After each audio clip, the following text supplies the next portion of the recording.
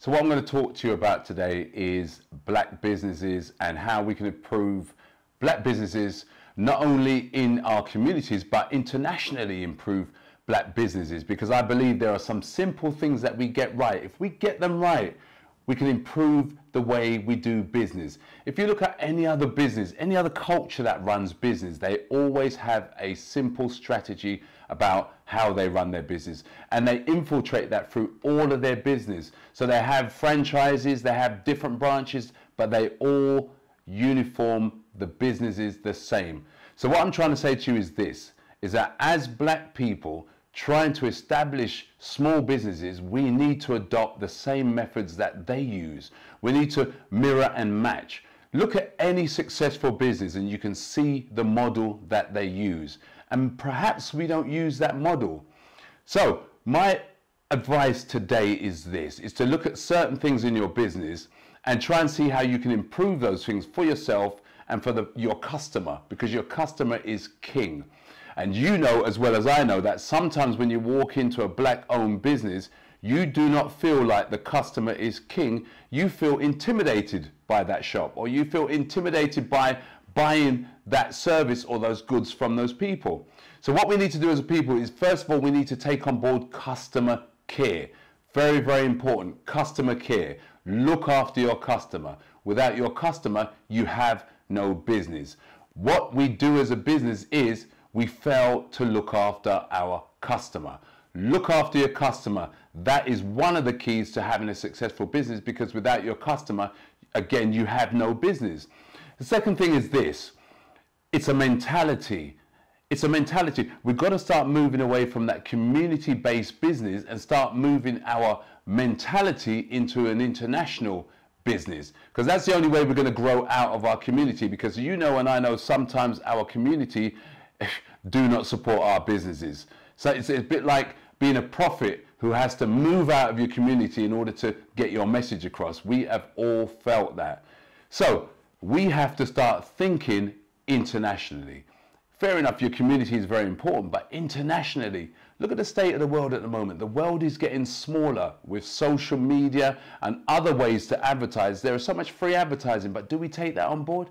No. My advice to you is this. Deal with your branding.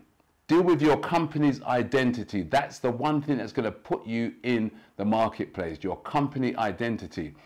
And sometimes when I think about it like this. Do we not like to brand our products or services because we have a mentality that takes us all the way back to slavery, when we used to be branded as a slave? And so now we shy away from branding because somehow we believe that to be branded is to be owned. But no, if you brand your product or your service, you own that product or your service. In fact, if you look back at slavery, they branded the slaves in different categories. They branded the slaves that worked in the field a different way to the slaves that worked in the house. And so perhaps that mentality has come through to us nowadays. Perhaps they're even plugging it still to us. So we believe that branding is somehow us giving away our identity. No, it's not. Brand your company, brand your service. In fact, brand yourself excellent. Anything that comes out of you or your business should be branded with excellence, should be nothing less than that. And just thinking about it for a minute, just going off the point for a minute. Isn't it strange how we like to buy into so many different brands, but we don't support our own brands? Is it because if we see another person wearing a more expensive brand, we assume that that person has reached a different level in their lives? That person is more affluent than you, or that person belongs in a different social group than you, all because of the brand of clothing that they're wearing. And this is what we need to stop as a mentality, because brands that we buy, I mean, we spend the most money on brands. It's been estimated that our pound only sits in our community for a number of minutes. That's terrible. For a number of minutes. Any other community, any other type of business there, money revolves and they use that same money to reinvest and build their business. But for us, for some reason, our money stays in our community for a number of minutes. So we have to get or adopt a different mindset that tells us that we have to reinvest our finances in order to grow our businesses.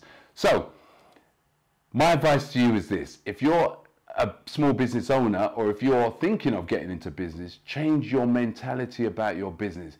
Your business is an international business. Your brand is worth that on a world stage. You are up there with Microsoft, Apple, all of those different companies, because they have that mentality. That's why they become world leaders. So you need to adopt that mentality even though you're a small business.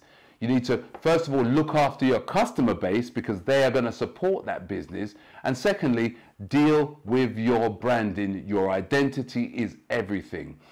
Do you know, when you drive down the road and you look at even something as basic as these different chicken shop chains, they all have a similar brand.